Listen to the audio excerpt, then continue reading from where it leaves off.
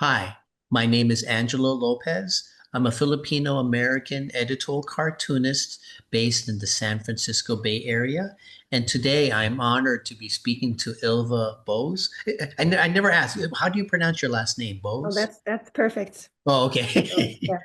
Okay. Now Ylva has been a journalist for 20 years in Sweden, and she's currently the editor of the magazine The Sailor, which deals with issues pertaining to the Seafarers Union of Sweden. Do I have that right? Yes, correct. Okay, so today we'll be talking about Ylva's career as a journalist, the state of and the state of Sweden. But this is a just for transparency. Ylva is related to my wife and stuff, so I might be biased in these questions and stuff. So, so thank you, Ylva, for taking the time to talk to me all the way from Sweden. Thank you for letting me take part. Oh, okay, okay, sure. Well, let me go ahead with my first question and stuff. You're a journalist, right? So how did you get interested in journalism? And who are your journalist heroes and heroines? Um, yeah, I think when I was a kid, I always liked to write stories Oh, and tell stories, and I loved writing. So I yeah. wanted to work with something where I could write. And when I grew older, I became interested in societal issues and po politics and international issues. So I felt like journalist was what I wanted to do, and I honestly can't remember ever wanting to be something else or work with something Oh, else. that's cool. So yeah, so that was the start. But then at that time, it was quite difficult to get into the journalism education because it was very Oh, popular and fancy being a journalist. oh, So I studied history at university first oh, and ethnology for a couple of years before I got into the journalist education. oh, okay. So I had some other background before I studied journalism. Okay. So it was thriving. Journalism was thriving when you were in Yeah, I Sweden. would say so. It was more difficult to get into the journalism program at university than becoming a doctor. Oh, wow. You needed the highest grades because it was like, wow. So Oh, we had some good journalists for some years. oh, okay. Now it's not like that anymore. As you know, journalism has, had some problems like I think we touched, but yeah, now it's not like that anymore. But at that time, it was thriving, as you say. Yeah. Oh, okay. Did you have any heroes or heroines Um, or? I didn't at the time, but I've always loved reading stories or reading articles Okay. and listening to stories in the ra on the radio, where journalists you can recognize their voice. I mean, obviously on the radio, but in a text. Oh, But they yeah, don't put themselves center stage. They yeah. tell a story about the people that the story is about. Oh, Sometimes I feel like journalism has gotten into where some journalists tell stories like I'm telling the story. That's why this is important. yeah, You see what I mean? yeah, Not yeah, everyone, obviously, there are many great journalists out there, but yeah, I like journalists who gives the people they write about a voice. yeah, And we have one journalist in Sweden. She's working for the National Public Radio, yeah, yeah. and her name is Cecilia Udén. Oh, Swedish. She's been covering the Middle East for, I don't know, 30, 40 years. And oh, wow. she's been great. She always goes out there and she's never sitting at home, Yeah, telling the stories. She's always out there and yeah, really giving the listeners a lively story. yeah. And yeah, so I would say she would be the closest to. a hero and heroine. I don't think I Okay. really have one. Yeah. Is what you're asking is like finding the human stories. Finding the human stories. Yeah. Yeah. Okay. Okay. Yeah. Yeah. Oh, okay. Well, that's cool and stuff. Yeah. I'm curious. You're editor right now in the Sailor, right? And stuff.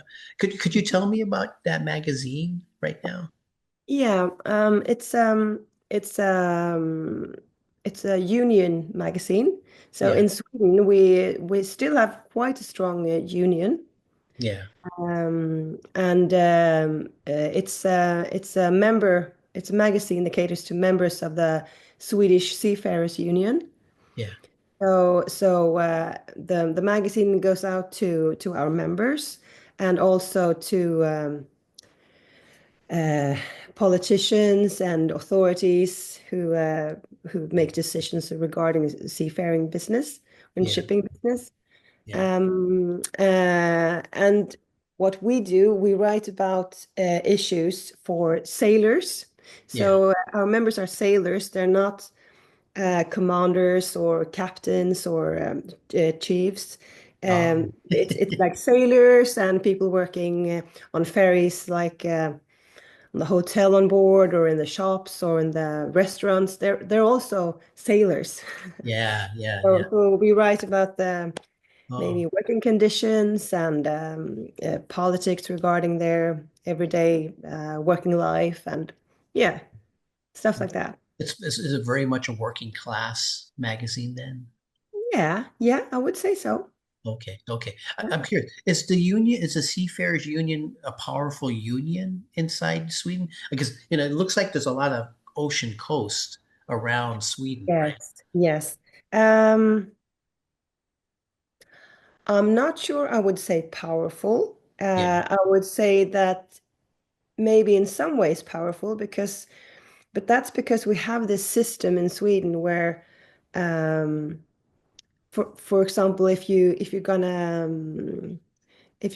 set new levels for pay or wages, yeah. and not just seafarers, but all the unions, regardless of what profession it is, you have to have make a deal with the employer. Oh, okay. And that's always maybe every second, every third year you have these discussions and it goes pro and forth. But then you settle this together. So Yeah, the politicians or the parliament, they don't get into to these discussions. They say, okay, it's something to do for the parts, the union and the employer. yeah. So they settle these businesses, and so in that sense, the unions have power, Okay. but they can't do whatever they want. Yeah, yeah, We yeah. have some means to make our voices heard, I Oh, guess. Yeah. okay, okay. Oh, that's cool. And so, yeah, Much stronger, I would say, than I believe it is in the US. I don't think yeah. the union is quite strong there. Am I right? I used to be in a union and Yeah. stuff. I think ever since the 90s, when jobs got outsourced and stuff, um, at least manufacturing unions for like car companies and stuff, auto workers and stuff, they're nowhere near as strong as they were in the 50s and 60s. No, no. Well, that's the same here. Yeah. Yeah, and stuff. So I was part of a public because I worked for the library, so that was part of the government and stuff. So that was a public sector union and stuff. So that's a little different and stuff. But even public sector unions aren't as powerful. But we have some leverage. When the Yeah. economy is good, our negotiations are good. When the Mm. economy is bad, it gets contentious and stuff. So Yeah. Yeah. is that way with you guys too, or? Yeah, yeah, I would say so. Then the employers will say, oh, there's nothing we can do. We have, when the economy is bad. Well, that's the same all over the world.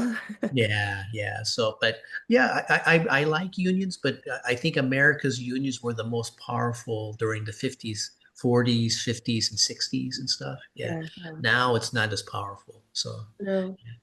No, I yeah, think we sort of kept the system going uh, for a longer period of time, but No, I would say since the maybe 90s or Oh, something, it has sort of declined a little bit, but they still play a part here, I would say.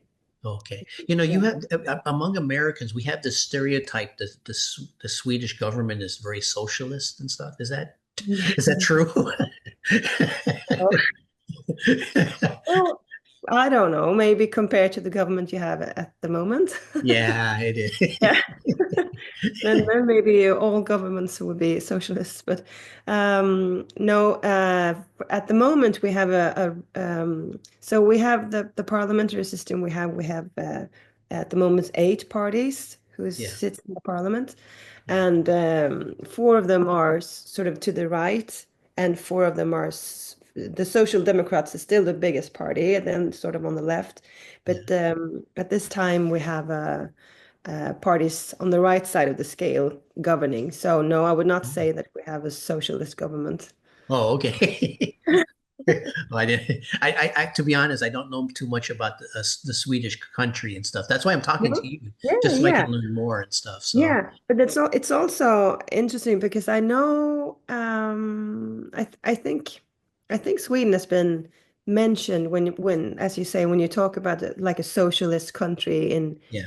in America, but socialist is it's like a almost sounds like a bad word in Oh, America. yeah. Uh, Among certain people, it's not a bad yeah, word to me and stuff, but it's a bad word to more Republican uh, yeah, and Americans and stuff. because the largest political party in Sweden is still the Social Democrats, which are the working class party.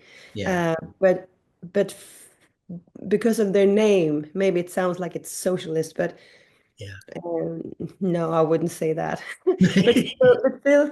But still, I do think that both the Democrats and the Republicans in yeah, your country are probably our parties that are sort of on the right side of the scale yeah, are probably not as far to the right as your Republicans. yeah, yeah. Um, yeah. Okay, okay, yeah. I hope I didn't offend you No, by not at going. all. Not at all. I find it really interesting. I No, find it really, it's just a stereotype that yeah, whenever they mention socialist and stuff, yeah. Sweden is Mm. always mentioned as one of the Yeah, yeah. Americans. Mm. I So, think I think it has to do with the name of the party, the Social Democrats. uh, Might be that the socialists, that it's socialist, but yeah. okay, okay, okay. You know, I'm curious. You mentioned this before and stuff. So I had a question about it. So I'm going to ask it. I'm going to take a deeper dive into it and stuff. Yeah, America has our journalism. It's been really struggling since for the past 20, 30 years and stuff because of the internet and stuff. It's been taking away a lot of revenue from ads and stuff. And so we've really struggled. And you mentioned that the Swedish journalism has struggled since you've been gone, since you left school. Is it for a similar how has it struggled, I guess? Yeah, I guess it's for the same reasons as you mentioned that when from the maybe around 2000, so 25 years now, Yeah, because of the internet taking over more and more, and for quite a few years, because I was working for many years, for 15 years, at the a morning paper called the Gothenburg Post, which oh, was one of the largest morning papers in Sweden. And smaller papers uh, had troubles, but also the larger papers because we didn't know how to address this. And in the beginning, everything was free on the internet.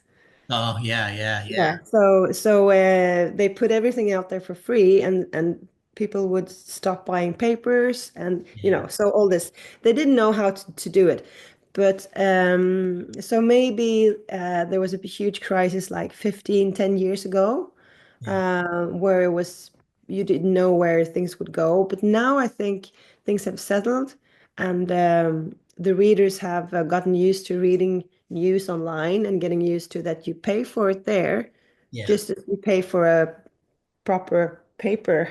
yeah, yeah, Paper. yeah. So I think now it's sort of stabilized, Yeah. and but still I think that not just because of the revenues, but also because of um, people have gotten used to finding their news elsewhere than in the Okay. traditional newspapers. Yeah. So both because of the revenues and the whole internet coming of age. Yeah. And a lot of young people, they don't read the traditional morning papers anymore.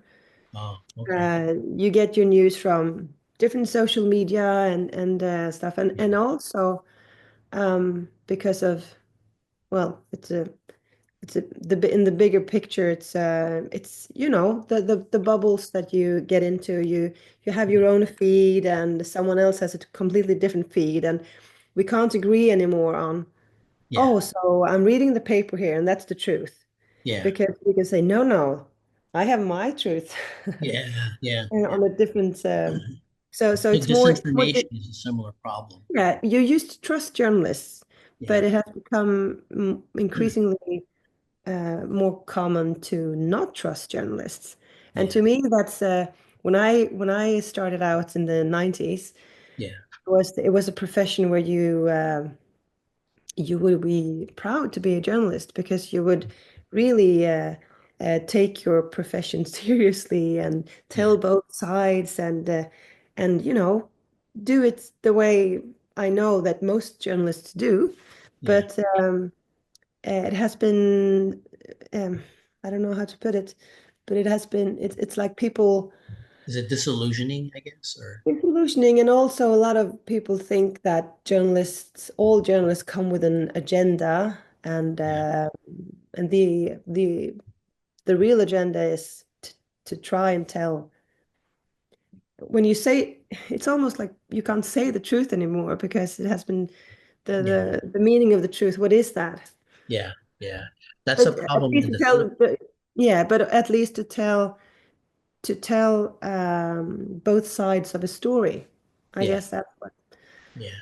Um, Yeah. yeah, but it has become more difficult, and as I was a little bit touching upon before, now it's difficult to find young people who want to go to journalism education. Oh, okay. Okay. Yeah. So it's That's not that popular anymore. okay. Yeah. That's a problem. I was in the Filipino American newspaper for a while, and in the Philippines, there's a similar problem and stuff. A lot of Filipinos, they get their news from Facebook, Yeah, right, and stuff. And there's no, how do you fact check Facebook, yeah, right? That's a big problem and stuff. But I think the thing that worries me is that a lot of times journalism, investigative journalism, does an important thing in like um, uncovering scandal, keeping politicians accountable and stuff. But if you get in these bubbles, I'm always wondering if it's going to be more difficult. Like the Boston Globe, they did the expose in the Catholic Church pedophilia scandal. yeah. You know, but you needed a strong newspaper that had a budget to fund that kind of investigative journalism and stuff. Mm, That's what I mm. worry about getting lost and stuff. Or Yeah, Watergate, yeah, and Watergate took a also, while. Yeah, mm, and also having owners who doesn't interfere in the yeah, journalism, but leave, but leave the journalist be to do these investigative stories and make the decisions. yeah. That's also important. Not to. I'm thinking about the Washington Post, for example, now with Yeah, yeah. We're yes, worried about. I know a cartoonist who quit. I don't know her very well, but I had a talk with her once and stuff. And yeah, she she quit because the Post would no, wouldn't allow certain cartoons and stuff. yeah, yeah, Do you and guys that's have any? dangerous. Yeah. Oh, sorry, Yeah. sorry. Oh no, no. Do you guys right now? There have been cuts on PBS and stuff. Does Sweden have public? Because you mentioned that you once worked for NPR Sweden, Yeah. right?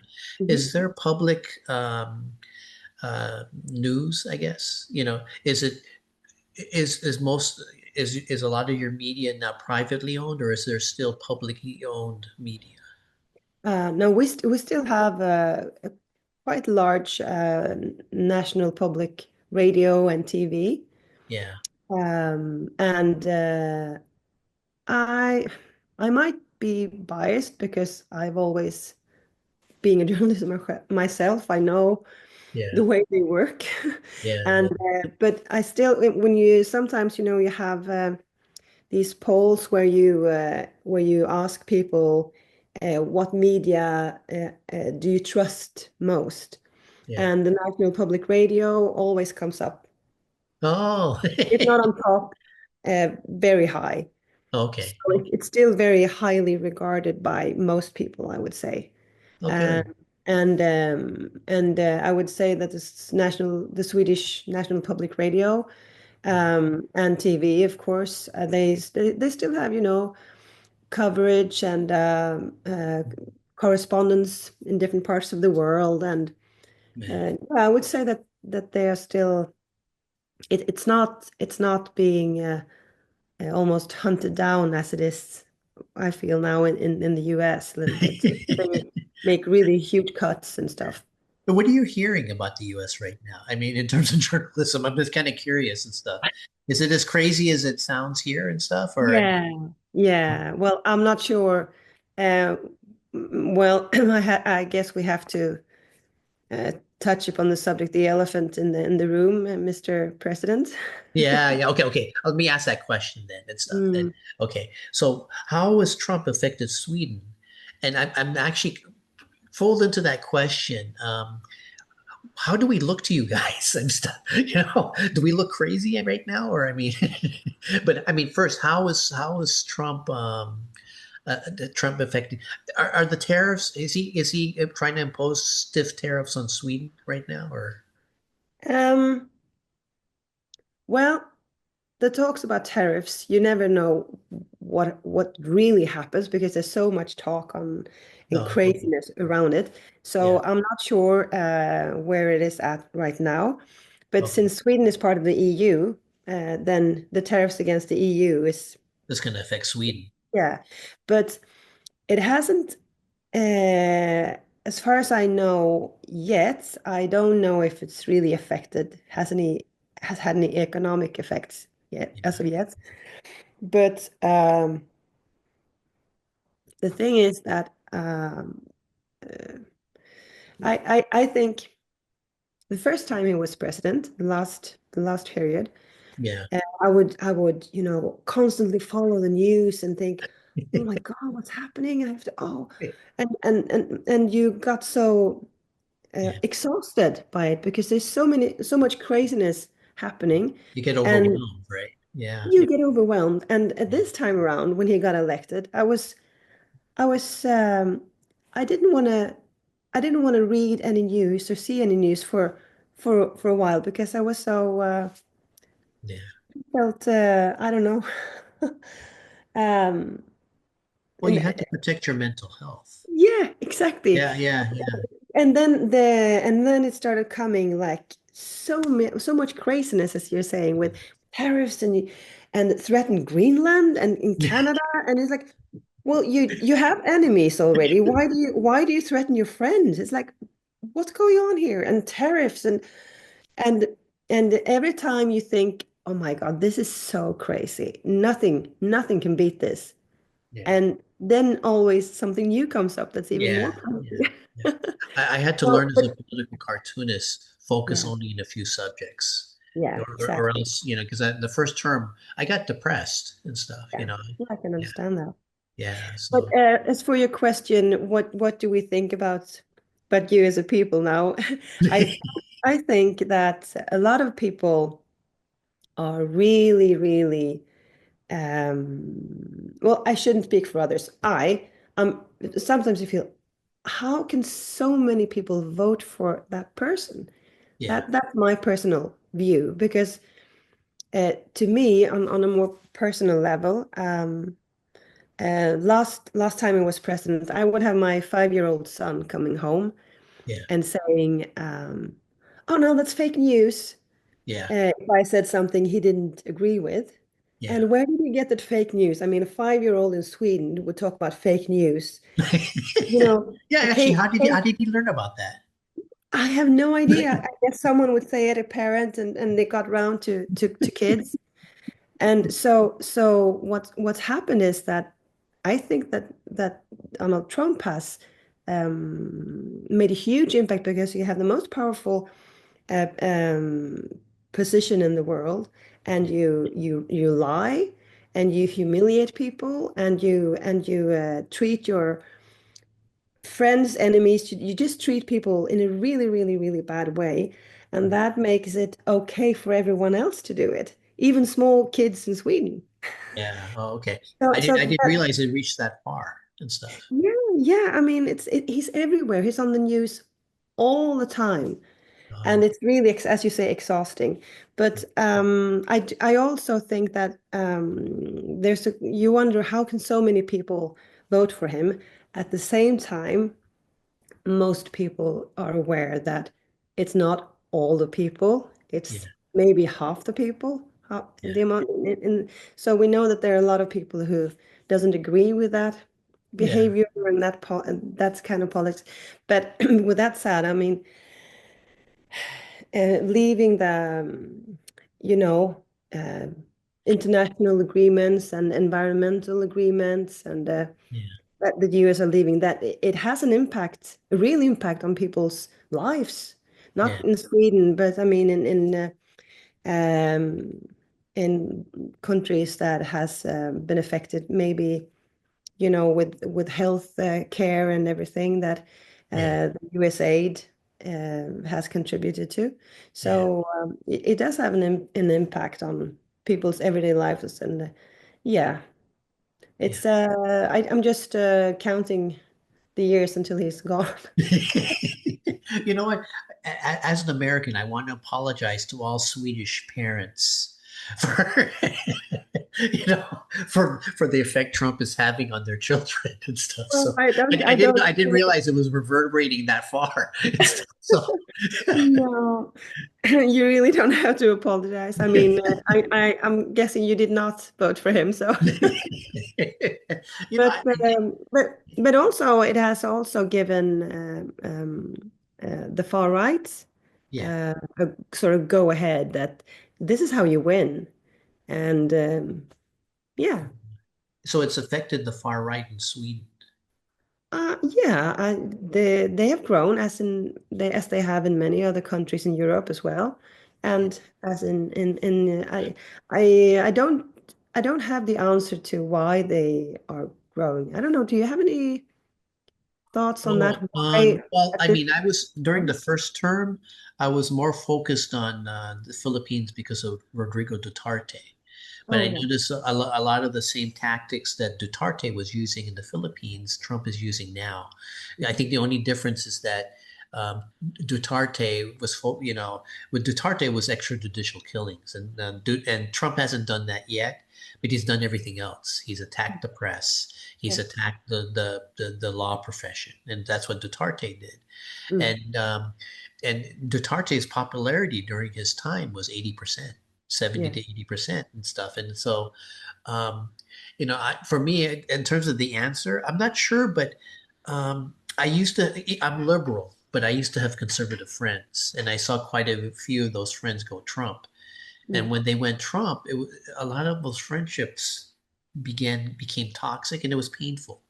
Mm, So my I want to somehow reach Trump supporters, but I want to also defend minority groups that are threatened by Trumpism, and I mm, don't know how to do that and stuff. So yeah. I don't really have an answer, but you know I think there are what are the legitimate economic grievances that they have, and address those, but fight the racism and stuff, Mm. and to be honest, I don't have the answer. Well, but what's what I don't understand is because you feel like the when you say go Trump, that's an interesting expression. I think that you take it a step further. Yeah, You vote for Trump, and a lot of people that vote for Trump are people with economic grievances, yeah, and the politics he has promised and that he's executing is not for them. I Yeah, mean, it's bad for I know, them. I know. So It's why do they vote for him? I don't. I think, because I'm trying to understand authoritarianism. Because Mm, I first saw that with Duterte and stuff. Duterte's popularity, it was basically with the poor, and yeah, yet in this extrajudicial killings, it was mainly the poor who were being targeted, yeah, right, and stuff. And so, uh, you know, I think I'm trying to learn, with authoritarianism, what are the steps in authoritarianism and stuff, from the 30s with Germany and yeah. Japan and Italy to now and stuff, that I've talked to cartoonists who were in right-wing authoritarian countries, and I've talked to cartoonists in left-wing authoritarian. It doesn't matter what side of the political spectrum. Authoritarians tend to do the same thing and Yes, stuff. So, yes, yeah. but I think the one thing I'm learning is that I'm learning the signs. Like if a government does um, a security law that really empowers the police or something, that's a sign. Mm, So I know the signs, or if they start attacking journalism and stuff, that's a sign and stuff. mm, If they mm. start, if people start disappearing because of a threat of communism, perhaps, or whatever, that's a sign. But in terms of why they turn to authoritarianism, I'm still not sure and stuff, Yeah. because the Philippines went for Duterte for a different reason than Trump went, Republicans went Trump, or Viktor Orban. Why did Hungarians go for Viktor Orban, or why did Russians go for Putin? I think it's slightly different, but they're all doing the same tactics and stuff. So welcome back. I'm relieved you came back. So, so okay. So I'm curious. I was going to ask you about the far right in Sweden and stuff. Is it as bad as the U.S.? I think you mentioned it, but I forgot if you. And also, I'm actually kind of curious. You got Meloni in Italy. You got Le Pen in France. You got Orban in Hungary and stuff. Does that affect the Swedish far right, having other far right figures gaining power in those in countries close to you guys? Oh, yeah, definitely, I would say. And we have I would yeah, we have a far right party in Sweden. I don't know if you're aware of that, but they have they first came into parliament in 2010, Yeah. so it's quite recent.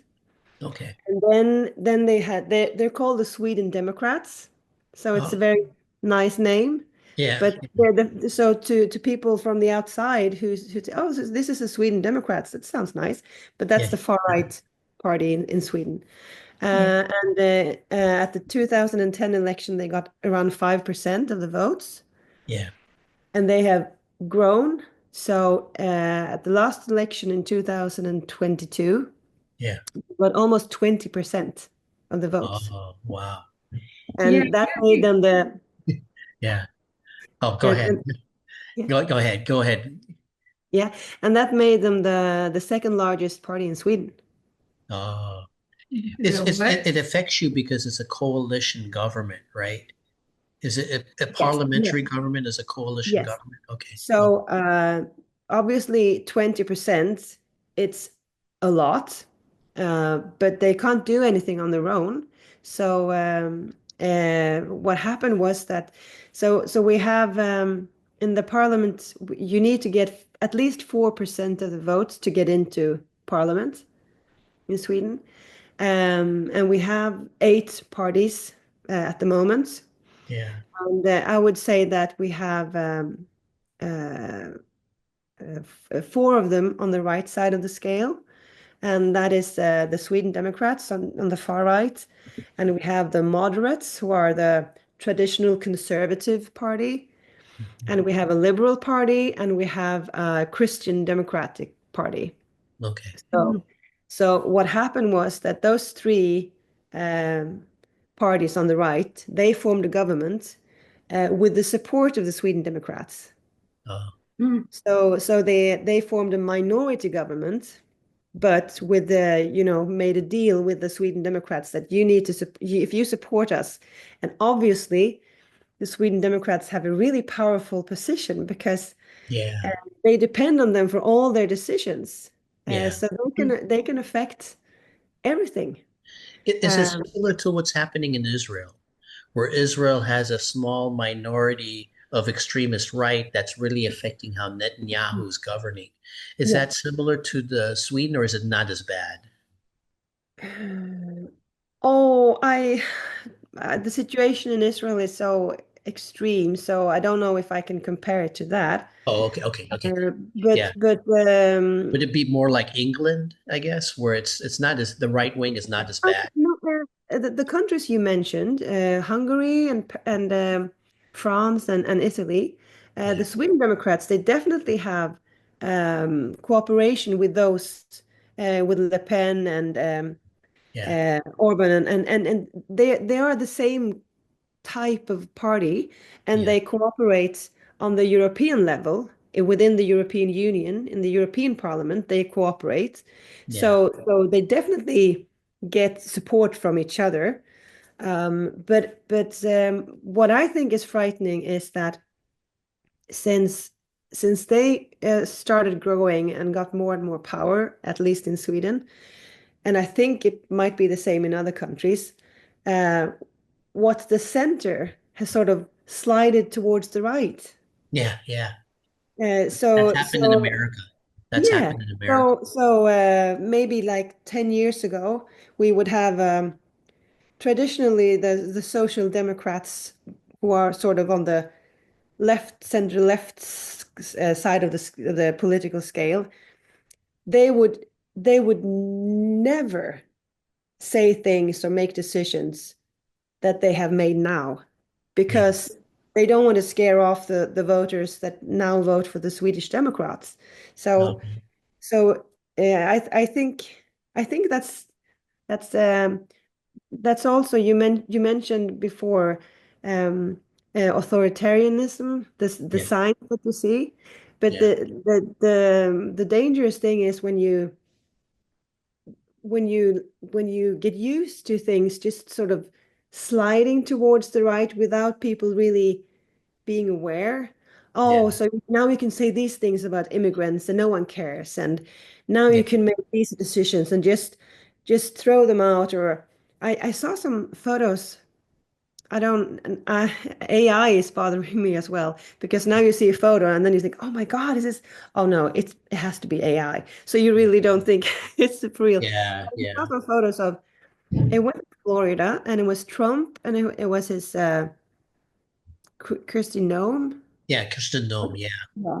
And also the governor, DeSantis. The They sand. were inspecting some horrible, horrible places with the cages and stuff that were supposed to be for Oh, I know. I immigrants. know what you're talking. Alligator Yeah, Alcatraz. Yeah. exactly. And I was like, is this for Uh, real? Can yeah. you really be a human being and walk into this room and think, yeah, yeah, this is good? And it's Yeah. like, how is that possible? No politician would have been able to do that 15 years ago. They would have been Yeah. hired right away, or Yeah. just, yeah. Yeah. So That's the that thing. that, that that's I think is a dangerous development, sort Yeah. of. Yeah. That's the issue in America. Ronald Reagan and Barry Goldwater would be too liberal for today's Republican Party and stuff, Yeah, which is scary yeah, and stuff. yeah, So, yeah. So yeah. as maybe there was a very long, winding answer, but yes, I think that the far right definitely has a huge impact on Swedish politics Yeah.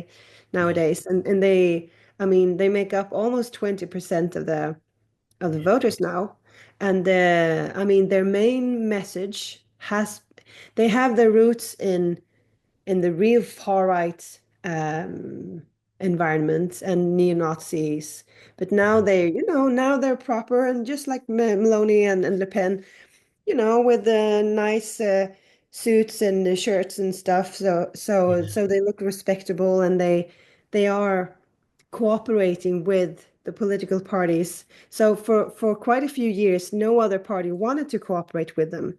Yeah. So and that's also something that I find maybe it has been like that for many years, but politicians will say, no, no, I will never, ever, it will not happen that I will cooperate with this party.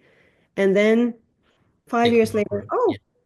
and then just, yeah, promises doesn't really matter anymore as Yeah. long Yeah. as you get into power. So that's dangerous, I think. And also, my feeling is that regardless of the issue, their solution is always, oh, we have to get rid of the immigrants. There are too many immigrants in Sweden and stuff. Yeah. So that's their solution, which sounds a bit like Trump and that. Do you guys have a charismatic leader like Trump or no? Not yet. Or Well, the people who vote for the Sweden Democrats, I think that a lot of them like their leader. He's been crucial for their success, I think. okay. But I don't find him very charismatic, but I guess he might be for some people. Okay. Yeah. Yeah. But not in the same way as Trump. Not like this almost almost like he's I don't know, God or something. The way it's Ah, okay. No, I know what you mean and stuff. I can't explain it and stuff, but he has a cult-like yeah, a cult, following. Yeah, exactly. a cult-like following and stuff. So, um, yeah. Well, can I ask you something now, Angelo? Sorry, Oh, I yeah, was yeah, just yeah, sure. yeah.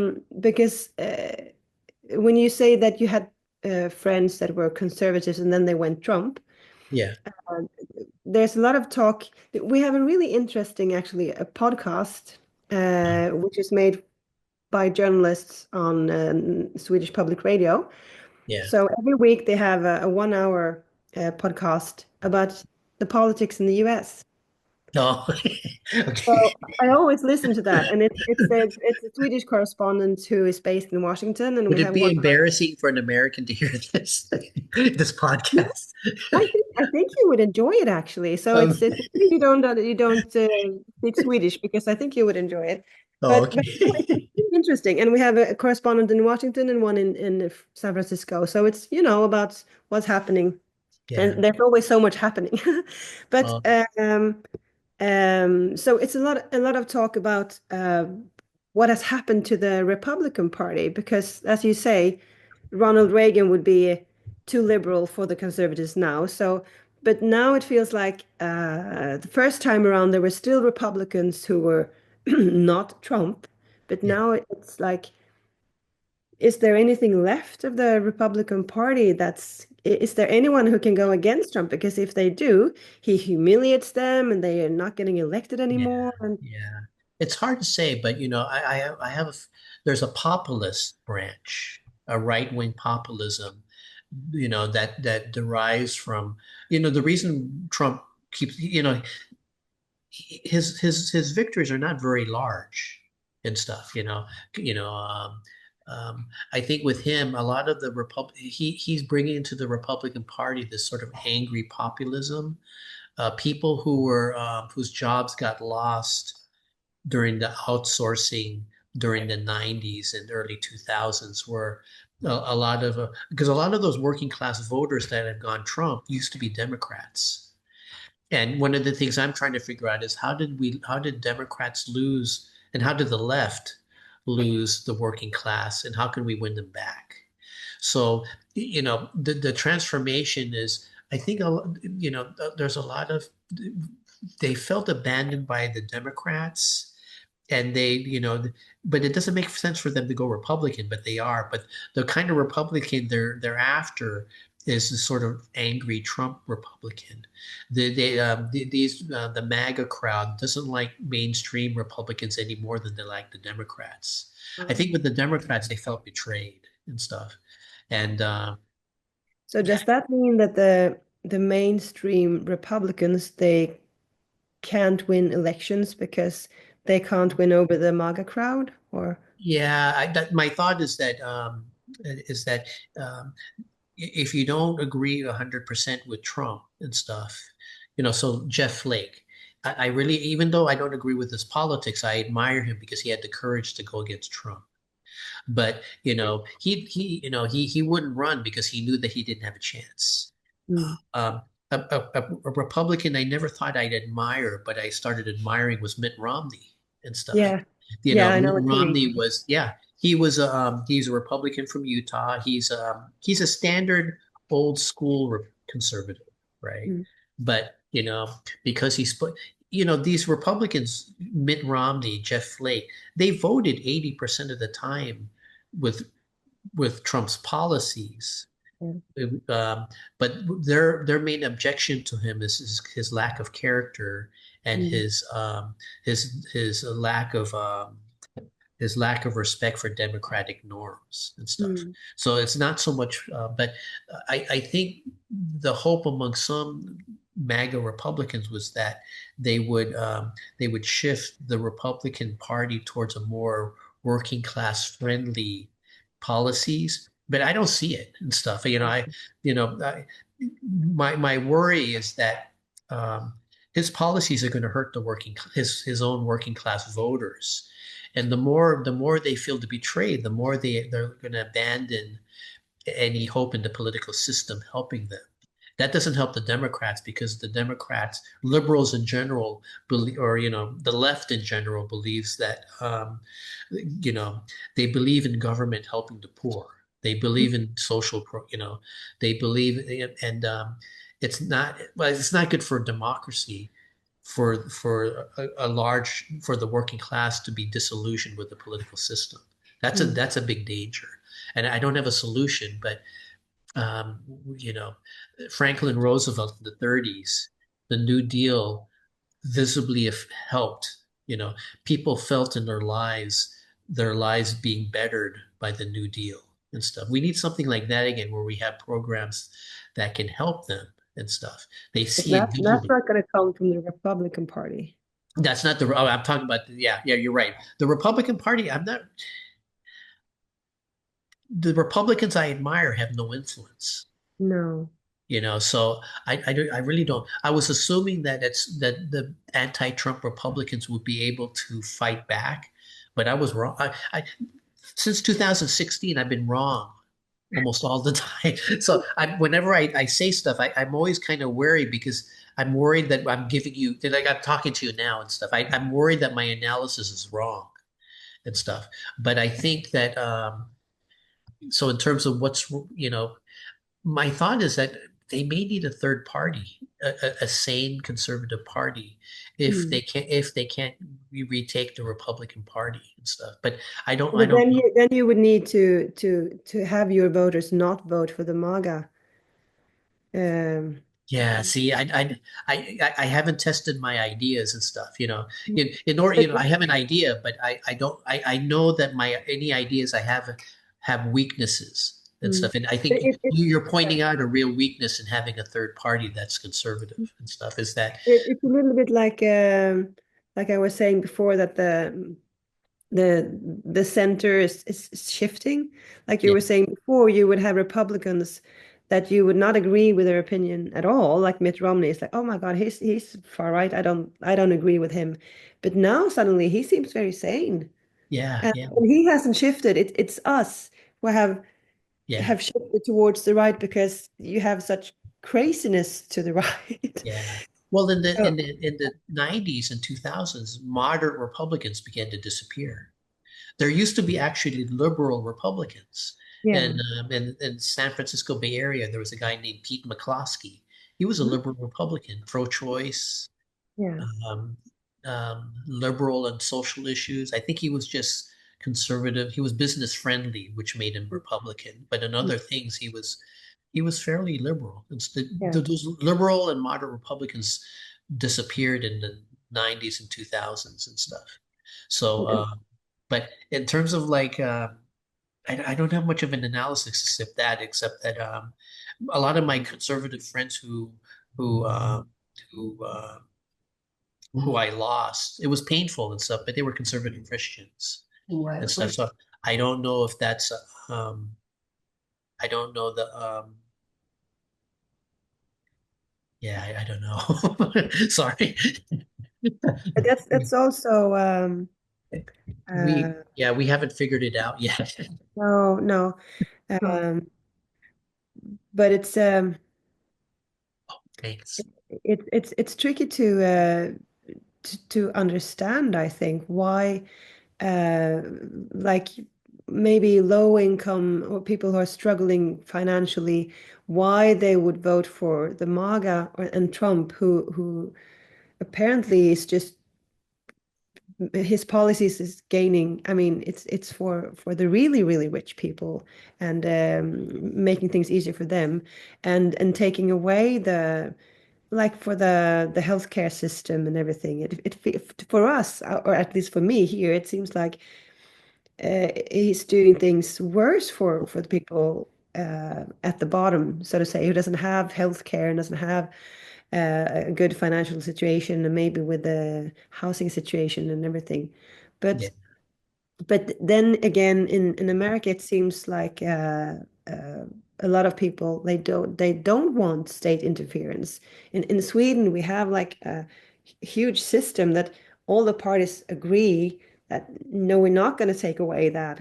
We're going to yeah, keep the healthcare system, and even yeah, though it's changed, and it's I don't think you would find Sweden at all as much a socialist country now as it was maybe 30 years ago, because a lot of things have changed, and it has changed during a social democrat government and during other parties. So yeah, uh, it's privatized a lot. And for the financial situation, I've been reading a book lately about from an economy journalist, Swedish, who um, it's quite funny actually because he writes about.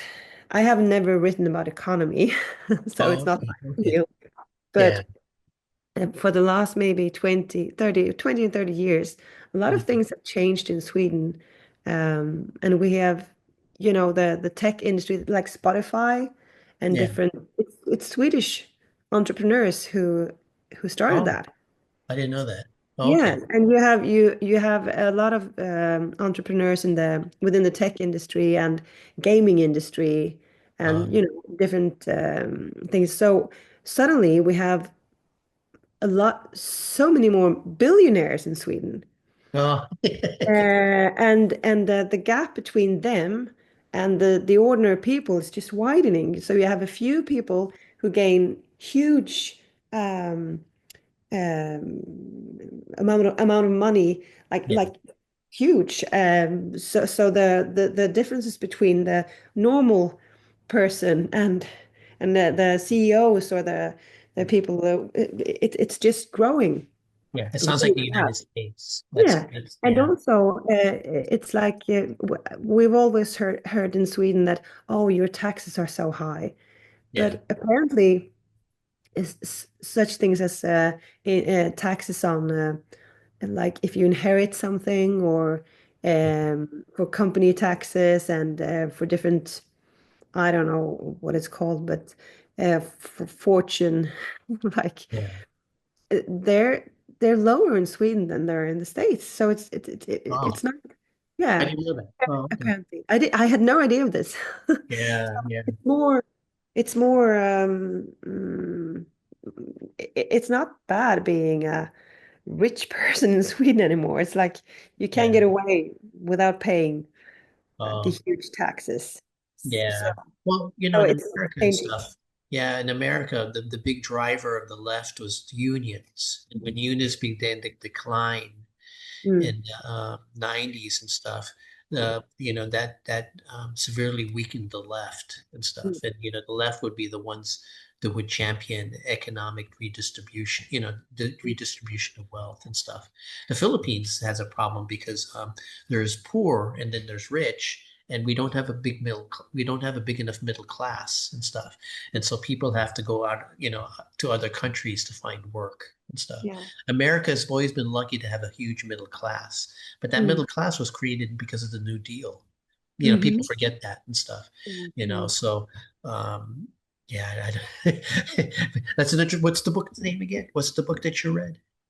Um, oh, it's called, how do you translate that?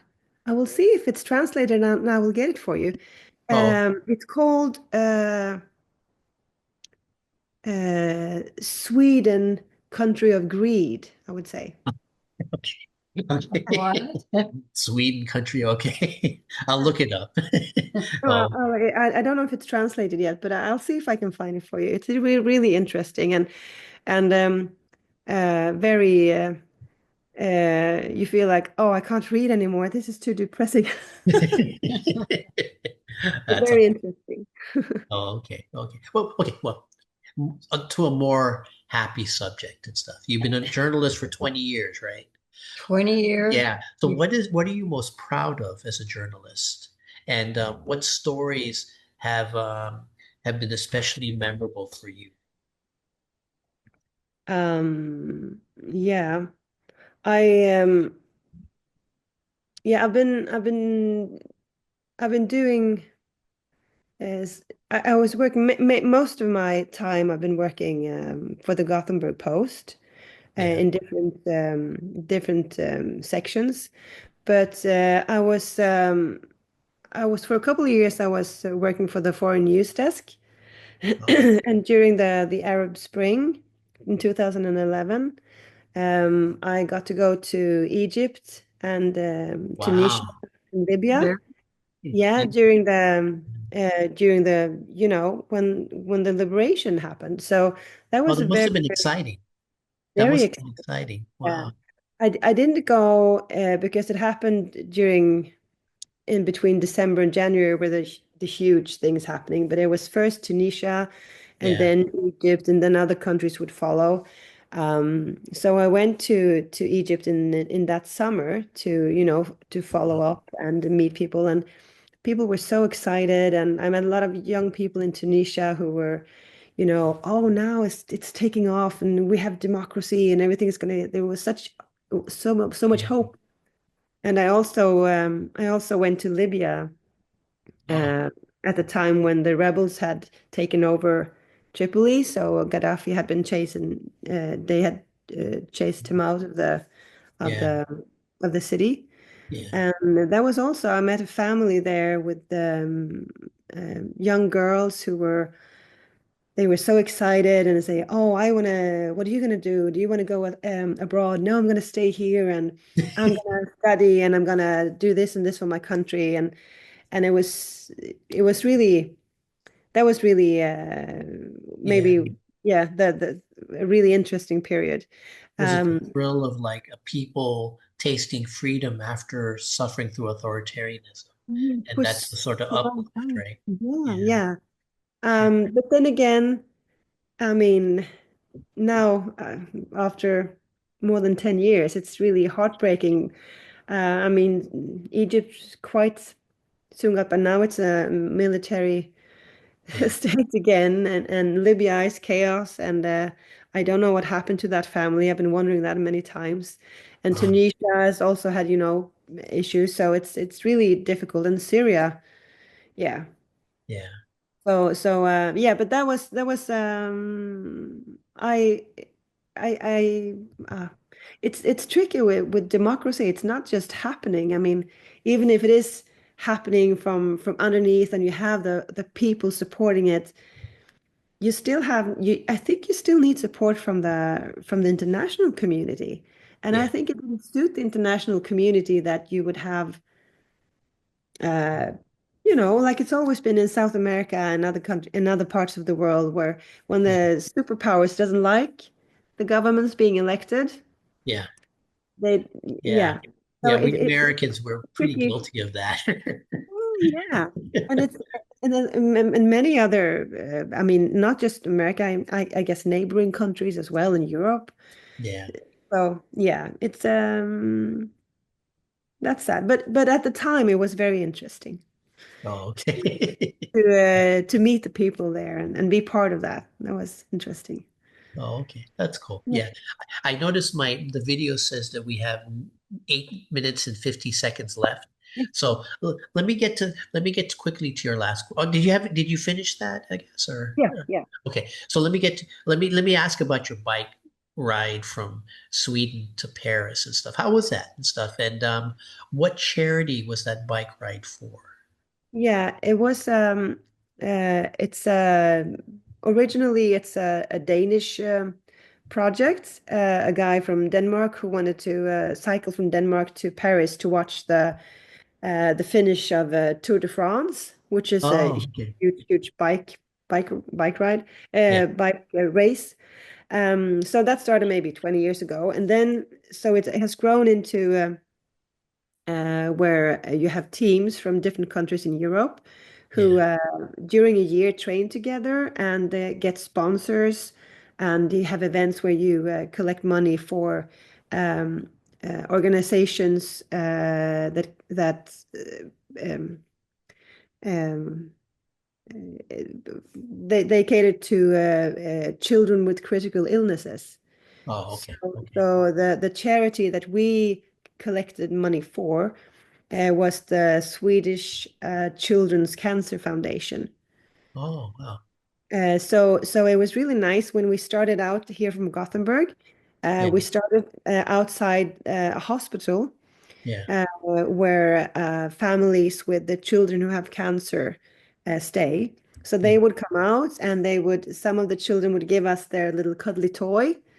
So I would Wow. have a cuddly toy on my bike all the Oh, way. yeah, yeah, yeah, yeah. Do you Oh, that's remember why cool. we're doing this? Yeah. And then we would, yeah, we went down. We took the ferry to Germany, so we didn't Oh, go all the way down from Gothenburg to Germany, and then from Germany, northern Germany, we rode 1,250 kilometers, wow. 8 days. So That's pretty. approximately 160 kilometers per day. Oh, okay. So it was a lot of bike riding, but it's yeah, it was fun. It was a challenge to see if you could do it physically, and Oh, also it was felt good to do it for a good cause yeah. and know that it has an impact. We had a girl in our team. She lost her son 2 years ago in Yeah. cancer, so she Yeah. wanted to do this to raise money so other families wouldn't have the same experience. So it was for an important issue. So it felt good to do it. Yeah. Yeah. Did you bond with your fellow bikers? Yeah, in some Or were you ways. guys, or were you guys just too exhausted each No, day? we would have time because we've done this together for a year now. So we've been training Oh, together okay, since okay, October last year. And okay, in the Gothenburg team, we were 35 cyclists. So oh, yeah. okay. Was the Mhm. scenery beautiful? I mean, I always had this stereotype of Europe being gorgeous, right? And stuff. Yeah. Yeah, sometimes it was gorgeous, but when your focus is just bike riding, it's a little bit you miss some things because you need to concentrate Oh, on the okay. cycling. You're not But looking at the scenery, you're just looking at the road. yeah, sometimes they're just the bike ahead of you.